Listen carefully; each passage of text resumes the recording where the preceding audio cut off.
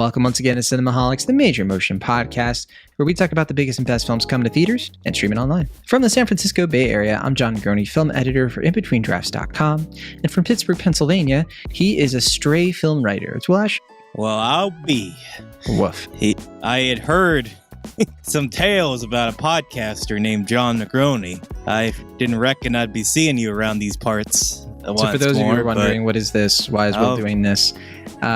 I've been on a bit of an unplanned summer vacation, as it happens. I haven't been on the show in a while. Right. Yeah, you haven't been on for like 2 or 3 episodes. I should be clear, I've been on other podcasts. I've been doing other things. It's just Cinemaholics that I've been neglecting, of course. Yeah. Which is a bummer. I mean, you could look at it this way, right? As this has been going on, first of all, you've had a chance to reconnect with old friends, Corey Woodruff, Michael Overholtz, and you and Mike got to trash talk me for about an hour straight last week. So yeah.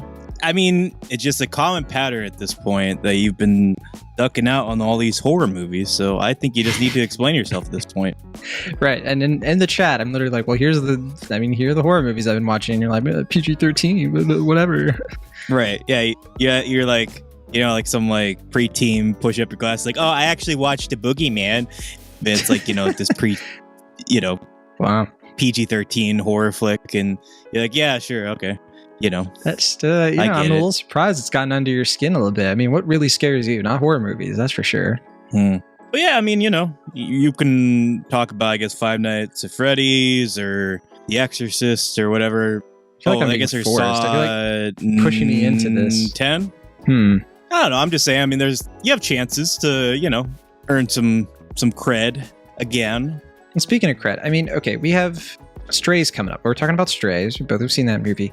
A little bit notable. Not neither. I saw Blue Beetle last week. Did a review on InBetweenDrafts.com. Good movie. I liked it. Yeah. But Will Ashton, you decided not to watch it in protest, I think. I mean, it was just one of those things where I'm sure it's a fine film. I have nothing against it or any people involved with it. I just had zero interest in it. I knew it was gonna bomb at the box office. I knew this was looking like a week of mids as far as the releases were concerned. And so I looked at the 2 most prominent releases. And in my brain, I was like, well, it's a no-brainer. I mean, what was that? I just dropped something. Okay. Was that like for comedic effect or something? No. Might as well be, huh? Yeah. But anyway, go ahead. Yeah, I figured it was a no-brainer.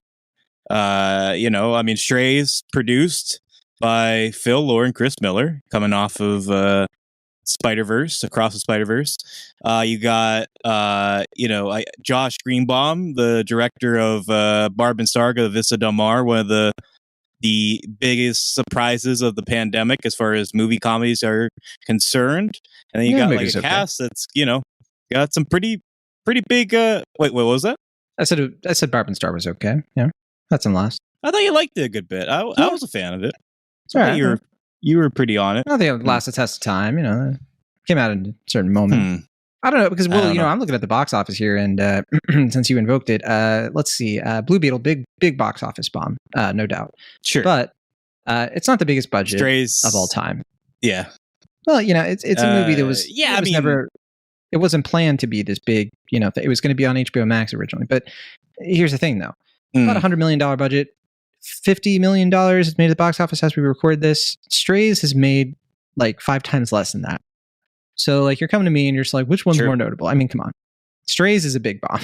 I'm just saying. Strays has only made $12 million and it's off of a $46 million budget. And that movie's not moving the needle. It's not getting close. I mean, I am pretty sure I heard that Blue Beetle was at least $125 million. So I think you're a little off. The reported is 104. Metrics. I'm looking at the reported right now. It's 104. It probably is more than that. It usually is, right? But we're not the accountants, and we don't have to be. But I will just say, clearly, it's not going to make back its. I mean, Blue Beetle, I think would have to make like I don't know, probably around like 250 mil, something like that, in order to break even. And it's not. It's going to be lucky if it hits 100, so it's going to be a big bomb. But not a bad movie. And I went into Blue Beetle. Lowest expectations you can imagine. I don't think I really just wasn't I wasn't happy about it. I wasn't looking forward to it at all. I was like, this looks pretty plain Jane. I hadn't seen any of the trailers though, so I wasn't spoiled on what kind of movie this was. And I mean, just my short distilled like reaction to it. I mean, Blue Beetles, it kind of had the juice, man. Like, you know what's interesting about that movie that like I've just never really gotten from a superhero movie. And to be clear, I get every superhero movie out of this.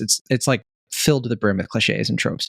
But what it also has, it has a really likable and relatable supporting cast. Have you heard about this? Have you heard about how good the family in this movie is? I know that George Lopez is the father, or is he like the uncle or something? He's the uncle.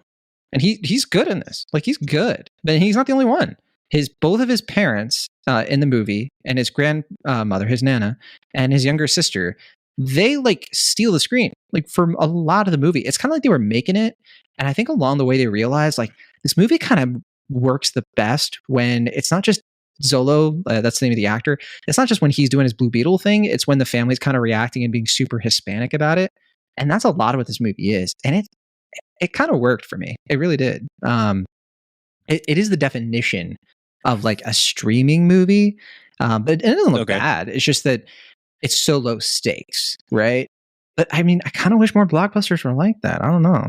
Yeah, I just, I remember the reviews initially coming out were surprisingly pretty positive. Like you said, I think no one was really anticipating this movie. It just kind of felt like 77% on Rotten Tomatoes. It was much higher. It's dwindled down, but yeah, I mean, critics are on my side for once. But and then when that came out and those reviews are coming out, I was like, okay, maybe. But then I saw like some Letterboxd reactions from people I follow and on Twitter as well, or X or whatever it's called, and a lot of them, including Amanda the Jedi, were just like, yeah, I don't know what you guys are talking about. Like, this is pretty underwhelming. So my expectations were 2.5. I mean, that's not terribly abysmal. Yeah, I guess for me though, it's just like I'm so just worn out with superhero movies. I mean, it's not that the movie is. I'm sure it's fine. Like, I'm sure it's like at least like a 5 or 6 out of 10. Like, I'm sure it's like entirely competent, acceptable. I'm looking at my mutuals right now on Letterboxd, and almost everybody's positive. I don't know what's going on over here in your land. But again, of the two releases, I was just like, well, Blue Beetle would probably be like, kind of whatever conversation, just us kind of talking about the state of superhero movies, probably talking about the cast, like you said. Doesn't really Jones me up much, personally. But Strays, I'm like, looking for a thrill. You're looking. This is like this is like an R-rated Homeward Bound. Whether it's great or bad or terrible or what have you, I was like, okay, at least this is something. It mixes it up a little bit. It's not just another superhero movie. You don't get R-rated talking dog movies every day of the week. So I was like, okay, I saw they had an early screening on Wednesday last week. I was like, I'll just go to that. It seems like a no-brainer. And we kind of had this push and pull, as you're alluding to, where you're like, well, I've seen Blue Beetle, but I don't want to see Strays. And I'm like, well, I've seen Strays, but I don't want to see Blue Beetle. And, I was getting ready to be like, all right, I'm not going to put up much of a fight. I'll just, I guess, go see Blue Beetle. I was I was getting ready to do that. You're like, oh, I'm seated for Strays. I'm like, all right, that works for me. Well, yeah, I mean, I hadn't been on the show in a while. You've been holding down the fort. What am I going to argue with you about, right? That'd be a little sure. But I mean, not for nothing. But I was like, oh, it'd be cool to do both movies. But I mean, I want to. I'm not a glutton. But look, the last thing I'll say on this, because I know it's no big deal. It's not the biggest movie in the world. It's not a movie I watched and was just like, hold everything. Will needs to see this tonight. It was just more of this thing. I was like, I was pleasantly surprised by how decent that was. And I had a fun time writing the review. I was like, oh, this is, and I think I covered the bases on how I feel about the movie there. But I want to celebrate this director, Angel Manuel Soto. He's Puerto Rican, which I think I realized at one point way back when I watched his other movie, Charm City Kings, which was really good. It was a Sundance movie from a while back. I knew he directed some. Yeah. I knew he directed something else. Yeah. Yeah, and he's done a lot of short films. I think he's going to be doing a Transformers movie or something later, but I don't know a lot of details on that. But he's a really talented guy. I think he was given a very difficult task with Blue Beetle, and I commend him for kind of salvaging it the way he did. I don't know. I mean, I could be giving him too much credit there, but yeah, I'm happy with how this movie turned out. Well, here's the thing. if you're happy, then I'm happy. That's what you don't seem happy. And that's okay. I mean, we can talk about a movie that made you fairness, happy. Yeah, sure. In fairness, I knew how much you love Will Ferrell, that you vouch for him, that you even stand up for some of his lesser movies like The House. And I was like, it wasn't me just being selfish. I was like, John would probably get something out of this. Like, and it's been an underwhelming year for comedies. I've been looking for that, that yuck for factor. You, it's been an underwhelming year for comedies. I've enjoyed plenty of comedies this year. I'll say that, but yeah, that's fine. I mean, I think 2 really great comedies came out this past summer. We've talked about it offline, Joyride and Theater Camp. We talked about Joyride on the show, but I just mean talking about the summer in general. There are a couple of big movies coming out this weekend, and we usually cover this at the end, but I just kind of want to put it out in the universe. I'm planning to see Bottoms tomorrow. There cool. weren't I couldn't go to any screenings in the Bay Area, but I'll just be going to a public one tomorrow. But Gran Turismo, that's also coming out this weekend. Do you plan to watch that? Because I watched that a while back, and I did my review and everything, and that movie's all right. It's whatever. But I would like to talk about it because there's some interesting things to talk about with that movie. Sure, it's just a little bit average. But are you going to see it, or are you going to do anything with it? Yeah, I figured this was going to be a discussion for the end of the episode, but yeah, I figured the plan for the next. I figured the plan for the next couple weeks would be, Vacation Friends too. It would be Gran Turismo. Is that coming out this week? Vacation Friends going to be on Hulu August 25th. Yeah. Oh, okay. I was going to say also you are so not Gran Turismo, maybe like. I don't know anything about that one. That's the Adam Sandler movie on Netflix. I mean, sure. You don't know about this Bat Mitzvah movie Adam Sandler's doing? Girl. Not really. Come on. I mean, the reviews have so far been overwhelmingly positive. Oh my God. I don't want to tell you what the Rotten Tomato score is, but I did look at it earlier. Sure. I would, I think I've already kind of been pushing it, but I would like to do Passages. It's a pretty, hot and steamy movie. People are talking about it. I would like to do that if it's not Gran Turismo, but I'm fine with seeing Gran Turismo because for better or for worse, the career of Neil Blomkamp is going to endlessly fascinate me. And I'm pretty sure this is, him working for hire, but nevertheless, I'm curious to see if he puts any of his signature stamps, such as they are, into the film. I don't know. I mean, I have no issue seeing Gran Turismo. And if you want to do Bottoms next week, I'm more than happy. I really want to see Bottoms, and that's coming out for me in like September 1st. So I'd gladly do that for the week after. Bottoms, I believe we do have screenings, but it's in limited, so that's fair enough. We could always wait on that. It's totally fine. But if you really want to talk Passages, there's also Love Life, which I'd like to talk about, and there's all kinds of things we can do. We can belabor it, but just want to let people know we are watching movies still. That's still happening for now.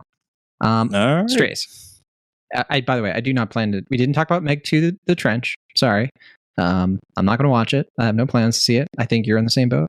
Yeah, I mean, I heard it's more the same, and I remember being bored and frustrated with the first Meg. So, I feel like, why do I need to put myself through that again? You don't. Yeah, you don't. No, you're good. And Last Voyage of the Demeter, I'll watch it on like I'll rent it at Blockbuster. How about that?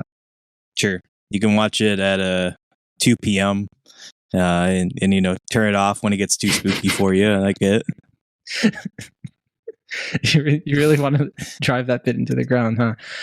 Let's talk about Strays. I have a feeling this is going to be one of those ones, man. See that? Yeah. Mm-hmm. What? I was going to say, do you have any plans to see TMNT though? I would like to watch that. I just don't know when I'll have a chance. I mean, it's one of those things where I'd have to squeeze it in here or there. See, look, listeners might already know about this. You know what's coming out August 31st? That's right. The live action One Piece on Netflix. I would do anything to get you to watch that. Probably in vain. But you know what else? You know what's coming out September 1st? New season of Wheel of Time. Okay. Yeah. I thought you were going to say Equalizer 3. Don't care about that. But no, I am very much there's some TV stuff coming my way. I finished Andor. I did. So I've been watching TV again. Look at me. I watched Ahsoka. That was kind of whatever. Let's talk about Strays. Oh, is that Is that how you pronounce it? I thought it was Ahsoka. Ahsoka. That's how you say it. Did you watch the Clone Wars movie when it was in theaters in 2008? The movie, yeah. Yeah, they say your name there. No, I've... okay, well, that is a movie I've seen twice, and if it left any impression on me, it's fled both times. You've seen it more times than I have. That's the biggest surprise of my lifetime. I remember I rewatched all the Star Wars films leading up to Rise of Skywalker. So yeah, and the thing I remember most notably about Clone Wars is that it's directed by Pittsburgher, because I think didn't Dave Filoni Filoni. I don't know anything about Dave Filoni outside the fact that he's made a bunch of Star Wars things. A lot of Star Wars things I don't personally like, but a lot of people adore. And that's great for them. That's very great for them. The kind of Star Wars stuff I adore is the stuff that Tony Gilroy has been doing, and the stuff that Rian Johnson did. I thought you were going to do like the stuff I Andor about Star Wars. No, Andor was really good. It took me a few episodes, but yeah, the hype was real. People were not lying collectively about that one, which I'm happy to find out. Strays is a movie directed by Josh Greenbaum. Damn. Yeah, go ahead. No, that's fine. Go ahead. No, I mean, when I heard from my brother that Andor was actually good, I was like, okay, so the hype is real for this show. Maybe I'll watch it in 5 years and see what all the hype's about. I think it's one of the few Star Wars things you'd like, because it's actually about something. Like the Star Wars stuff is completely incidental. That's what I like about it. It's like this show where it's literally just about anti-fascism, and it's actually telling that story in an interesting way that's Star Wars approved. Like it's got Star Wars stuff in it, so it's like it's just a good combination of two things that I think are interesting. So I think that's why it's clicking with so many people. Strays was a movie directed by Josh Greenbaum. It's a talking dog movie, as you already mentioned, produced by Phil Lord and Christopher Miller, along with Eric Feig, Audio Sud, Louis Leterrier, and Dan Perrault. It's an R-rated talking dog movie, so it's lampooning, dog's purpose. I guess not Marley and Me, because Marley doesn't talk, but it's Homeward Bound. My dog Skip. I guess my dog Skippy doesn't talk to you. What are the talking dog movies again? Secret Life of Pets. But those are all like internal monologue kind of stuff. I mean, there's like Cats. Air Bud sequels. Sure. I mean, there's like, you're talking like the Air Buddies. That's his kids have somehow gained the ability to talk, and subsequently through birthing these children, or not, I guess not birthing. Now there's a horror movie. What about some Look Who's Talking Now? One of those. Did one of those have a talking dog? Yeah, doesn't the third one have like Danny DeVito as a dog or something? Maybe. That's awakening something in my memory banks. But people know what we're talking about. They're movies where they're usually like PG. The dog can talk. It's very sweet. The dog is just like, it's puns. It's just like, I'm going to pee on this fire hydrant. And this movie is kind of doing the sausage party thing, where it's sort of taking this typically wholesome concept and putting an R-rated coat of paint on it. And it's like, well, they're talking dogs, yeah, but also they swear, they do very inappropriate things, very naughty, bad dogs. The whole premise of the movie is that one of these dogs is voiced by Will Ferrell. His name is Reggie, very cute and sweet. He's kind of like his character from Elf, but in dog form. There you go. And his owner, Will Forte, is extremely abusive and neglectful toward him, but he doesn't understand it, because to him, he thinks that his owner loves him, and it's kind of a joking about like the unconditional love of a dog. But then when Will Forte's character abandons him for real, like completely, he gets taken in by a group of other stray dogs, voiced by, there's Jamie Foxx, Isla Fisher, Randall Park, and they kind of create their own little found family pack kind of thing. And Reggie kind of realizes through his friendship with them, his owner was abusive, and is like, you know what? We need to go find him, do the Homeward Bound thing. But the whole point is that I'm going to bite his, off, his appendage, his sausage party. And so that's the premise of the movie. It's very gross. I thought the trailers were funny. And I was like, you know what? This could work. This is a smart concept for this kind of movie. R-rated. People want stuff like this. I was aggressively bored during this movie. I found this movie to be such a whiff of the concept. Very few jokes I thought really landed. I mean, every once in a while there's a good joke there, but like, I just found this thing to be like crawling when it should be sprinting like a dog. And I think some people are liking this. I guess I don't know what's going on there, but I think you're one of them. Well, for one, just to editorialize, I'm kind of surprised that in your various names for Will Forte's penis, you didn't say a wiener. Like a wiener dog. I thought that was. I gave you the chance unintentionally. Sure, yeah. There you go. But in any case, yeah. I mean, I guess I don't want to say I had like the total opposite experience, but I was not digging the trailers. I found them kind of tedious, and it looked like a very one-note joke kind of film. And I was like, how is this going to work? But then I see all the talent involved, and I'm like, because I think also the screenwriter, in addition to people I mentioned, was Dan Perrault, like the creator of. Did he do like American Vandal, which is supposed to be like very good, underrated? Yeah, I never really got into American Vandal. Former Cinemaholics co-host Maverick Hines was obsessed with it. I remember seeing parts of it, like because he was my roommate at the time, and I remember seeing parts of it, like he would be playing it, and it seemed funny, but maybe not totally like out of context. Well, the one guy from Theater Camp was in American Vandal, right? He was one of the stars. Mm-hmm, yeah, he was. What's his face? Yeah.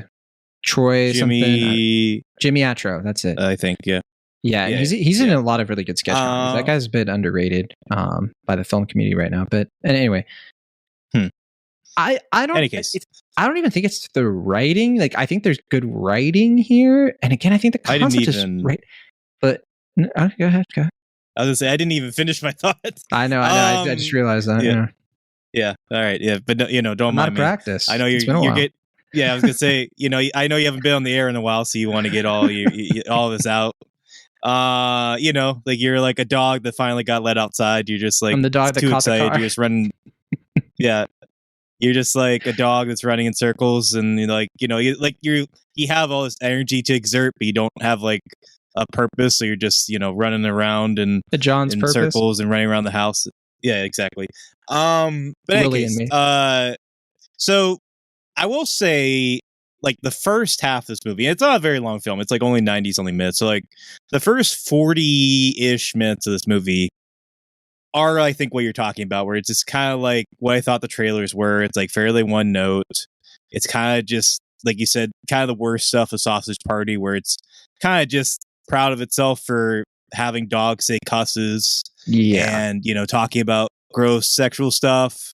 And it doesn't really feel very inspired. It doesn't feel, like it really warrants a feature. It feels like kind of an overextended Funny or Die sketch. But then there's a turning point for me.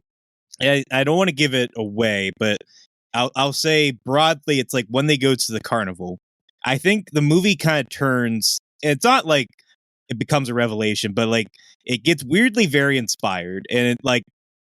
For all the jokes, halfway point, right? That like don't. Yeah, I was gonna say like for all the jokes in the second half that don't really work, there are like one or two that are like actually warrant a giggle or a laugh from me, or at least at the very least a smile. And I mean, two of them involved what I thought were kind of random cameos, but then I realized they were connected to a certain dog movie. So I was like, okay, I guess that's why. But they're still very random and still very fun. And pretty inspired gags, just for the sake of it. And then you do get some pretty good absurdist stuff that happens. Like there's the kind of obligatory, the characters get high accidentally scene, but like there are a couple bits in there that thankfully weren't spoiled in the trailer that are just my kind of random and dumb that I did enjoy. So I will say, like, I was getting more in its favor. And I do appreciate, in a broad sense, that the movie is oddly kind of sweet by the end. Like, there is something kind of touching about Reggie's plight, even though it is kind of undermined by 7 layers of irony. But, I mean, I'm not going to go, running around saying, like, this is, a reinvention for comedy. It's a great movie, all that stuff. I'll just say that I walked out of it thinking, like, considering what I've seen this summer, I'm not gonna proclaim it a comedy classic, but it's like it's more agreeable than some of the things I've had to sit through this summer. It does have little moments of warmth, little sort of like little nuggets where there's a moment where they're all doing something to each other that is like gross, but at the same time, you're like, man, that's kind of sweet. You know what my main issue I think with the movie probably is? I think a lot of it comes down to Will Ferrell for me, because a lot of the movie relies on him, because he really ties all the other characters together. I think the stuff I liked the most was sort of in spite of his vocal performance. And the thing is, it's not even that his vocal performance is wrong. Like, it's Will Ferrell. Like, he's saying the lines in a funny way. I think for me, it's just I'm hung up on how they just don't seem to match the dog itself very well. Like this, it's like this little petite dog who kind of looks sweet, I guess, but the Will Ferrell voice, I just don't think matches very elegantly. And so that was kind of like more noticeable for me, especially like once Jamie Foxx came into it.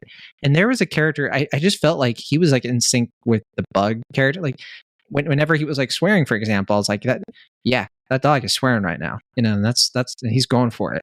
It doesn't always work, but I don't know. It seemed more natural. It seemed more natural. I don't know. Yeah. Again, I gotta disagree. I actually thought this was one of Will Ferrell's more endearing performances. Granted, I mean, I think, you know, Barbie, you know, the rare comedy I like from the summer that I genuinely really enjoyed and got a lot of laughs out of.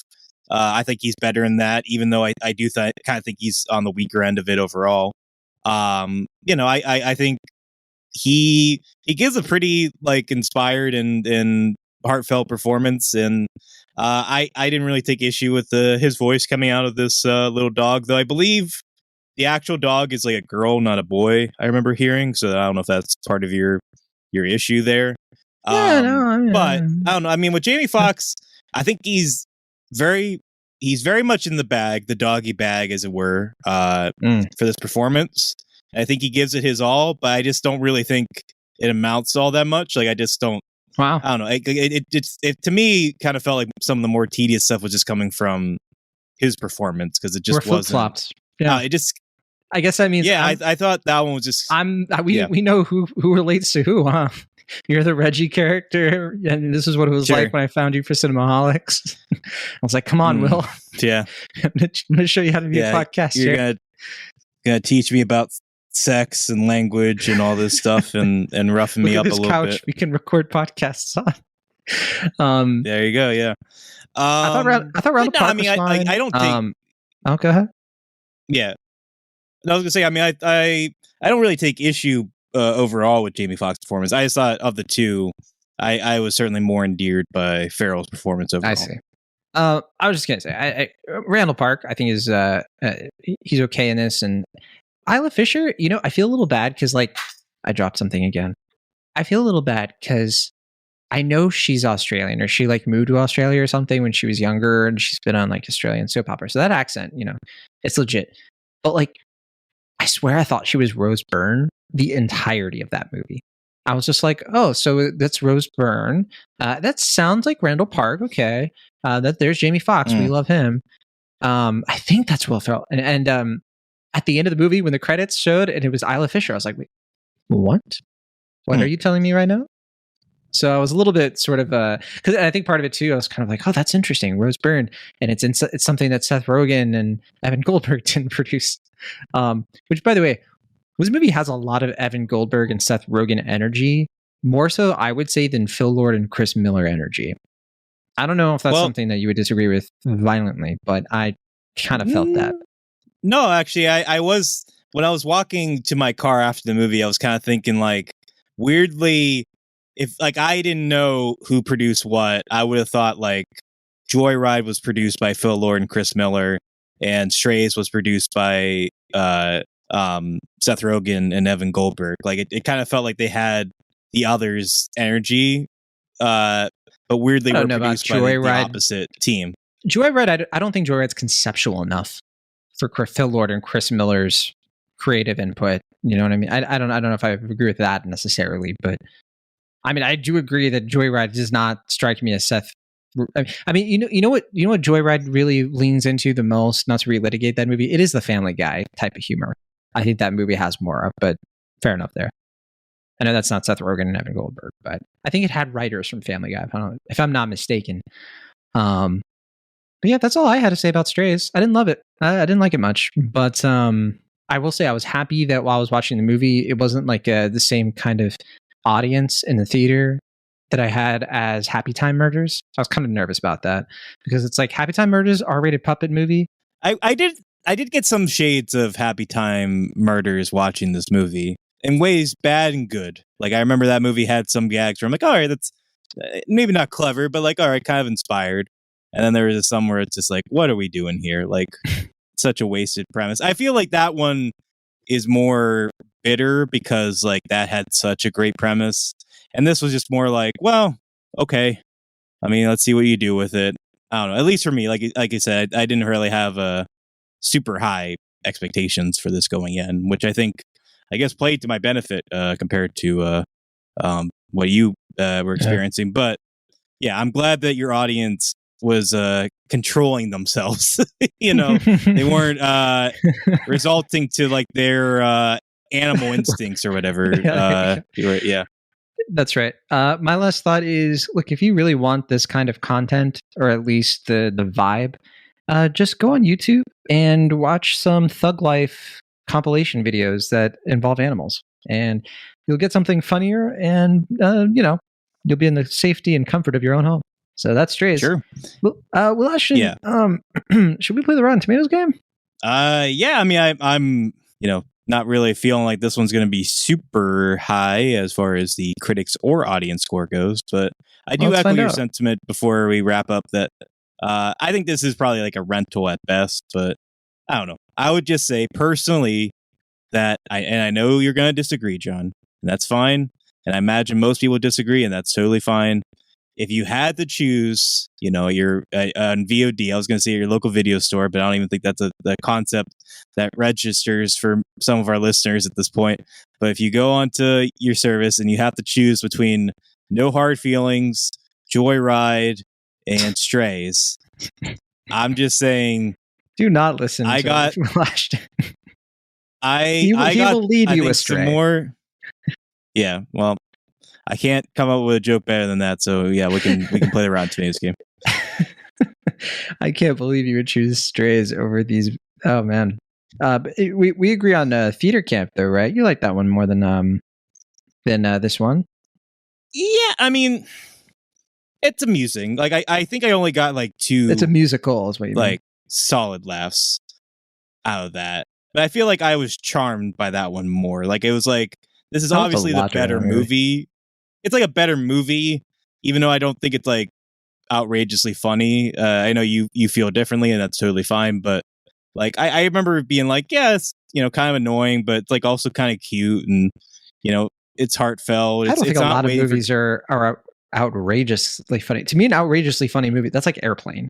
That's a pretty high standard. Yeah, sure, yeah. That's okay. We can leave it there. I know you don't want to throw me into the doghouse. I think I'm already in the doghouse. I'm just hoping we can come together and both love Bottoms in a couple weeks. What a sentence. All right. 144 reviews have been counted on Rotten Tomatoes from the critics for Strays. What do you think? What's your best guess? I don't know. It's probably like 38% or something crazy low. 38%? No. It is higher than that. It's 56. Oh, okay. I didn't think you'd guess that low. 56%. It's not fresh. That's still a splat, but could be worse. Yeah, I mean, I would say like a 5.6 is kind of where I land, so I think that totally fits. For audience score, what do you think? I mean, I don't want to lowball it again, but I mean, I don't know if they're going to be positive on it. It just seems like positive. Yeah, positive. Good edit. I'm going to say 64%. Nope, it's higher than that. Yeah, you lowballed it, and I'm telling you to fetch because it's a 71. All right. Well, I mean, not like outrageously high for an audience score, but certainly higher than I expected. Yeah. What about cinema score? This could be interesting. I'm gonna say B-. Oh man, it's not your day. It's a B+. B+. Wow. Okay. Yeah, it's definitely higher than I expected. Yeah. And then I don't know. Letterboxd. I mean, this is your last chance. I mean, let's see. We have 12,000 watches on Letterboxd. We have. I won't say how many likes. I almost said that. What do you think the average rating is for this one? 3.1. Oh man, it's lower. For the first time you, well, I guess you were. Yeah. It's the first time you highballed it. I guess it's 2.7. Yeah, I mean, my gut was kind of saying 2.8, but I was like, well, all these other scores are higher, so I guess I should go closer to the higher end of the persuasion. But speaking of Letterboxd, I will say, weirdly mostly negative. Yeah. I mean, I know my timeline is mostly negative, but I didn't know if you were saying like critics and audiences were, generally kinder to this one, relatively speaking. I was like, okay, maybe my timeline is the exception rather than the norm, but it sounds like that's not the case. Yeah. I see two sort of middling reviews. So Ryan Oliver gave it 3 stars, and Aaron Dicer, friend of the show, gave it 3 stars. Those are the highest I have here. But everything else is like 1 star, 2.5 mostly. So it's not taking off a lot of other folks. Corey Woodruff, excuse me. He didn't put a rating, but he didn't put the little heart icon. You know what that means? That's a 2 out of 10 if I ever saw it. I didn't even know he saw it. I'll have to talk about it with him. He's probably still recovering. Probably so. I will say, speaking of Letterboxd, that weirdly, I mean, this is all relative for me because I don't have the 1,000 reviews that you get on your Letterboxd, but wow, my Strays review, I just looked it up and it's like my 3rd most popular Letterboxd review, and it wasn't even like that clever or that funny. It just weirdly kind of just took off. I don't know why. Let's see, if a film that acknowledges that dogs know about Adolf Hitler, that's good. That's not bad. It is true. Yeah 36 likes, that's nothing to sneeze at. I know, but it's not like more than me. That's way more than mine. Like social, but your like Social Dilemma review has like 2,000 likes or something. So I don't know. I have a handful of popular ones, but that's random. Like every once in a while, like for whatever reason, the algorithm likes it, but that's not the norm. Far from it. Well, I think the other reason, my favorite Letterboxd review I've ever done, probably, I think it's my Beau's Afraid one. Did you put like nut up or shut up or something? No, for my Beau's Afraid, I just put Alex Garland, and then I put Ex Machina checkmark, Annihilation checkmark, Men X, and then Ari Aster did the same thing with Beau's Afraid, and people like that for some reason. Yeah, I mean, I definitely agree with the Alex Garland report card. I can't say I agree with the Ari Aster report card, but Will's afraid. That's you were all like, John is afraid of horror movies, but I mean, to me, that's more satire. But I mean, that is a film, I will say, and I stick by this. That is probably the hardest I have laughed in any film this year was during Beau's Afraid. That's just such a funny movie. I'm glad some comedies got to you this year. Sure. Was that one outrageously funny? To me, yes. I mean, to my audience, no.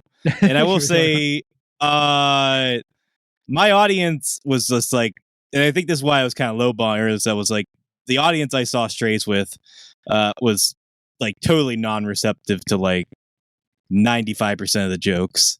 And I just remember not a lot of folks were in mine, but there were some laughs here and there. I mean, not a lot, but definitely the first half was just like pretty quiet, and like it was like this like middle-aged couple in front of me, and it's just like the husband was just like leaning forward and had like this look of like confusion, and like he was just trying to figure out like why this movie exists, and then like his wife was just like, I don't know if it was more sympathetically or suggestively, was just like rubbing his back throughout the whole movie. And I was just like, watching this horny dog movie, and I keep looking at them, and I'm just like, this ailing couple. Is this like doing something for you guys? Because if it's like bringing them together, soothing their wounds, I guess. But if it is, can you like do that outside? Well, yeah. I mean, they like lost a dog. The dog that they got when they first got married. And so this movie is just sort of like their dog was named Reggie, of course. I mean, I didn't want to say this, but I think at one point the guy put his hand in her lap. So I really think this was more of a sexual show thing. Of support. I don't know. I just think those two, whatever this movie did for them, I hope they were furries. I don't know. I mean, I don't know. It's like, it was weird when right after the movie they walked into Teenage Mutant Ninja Turtles. Yeah, I mean, Reggie like starts talking, and it's like Dean from Community are just like, I hope this doesn't awaken anything in me. Yeah, there you go. I know we talked about talking about Gran Turismo, but you know what other movie I was going to ask you about at some point? Shortcomings. Were you planning on watching that one? Oh, I saw you have Shortcomings. Oh, sorry. Were you planning on wanting to talk about that one? I should say then. It'd be an interesting one to discuss. Are you planning to see it? I don't know if it's still playing around here. I'll see it eventually, but yeah, I was just kind of curious if you think it's worth salt. I heard that it's it's great for people who have Letterboxd accounts, and I was like, well, that's me. I mean, I think you would definitely enjoy it. It's a very San Fran movie. It has a character that I think you'll hate the love and love the hate. Yeah, I heard the main guy is extremely unlikable, but it kind of works. But yeah, I mean, it's going for like a very like high fidelity kind of thing for movies. I don't think it quite threads that needle as well, but it's solid. I would recommend it overall.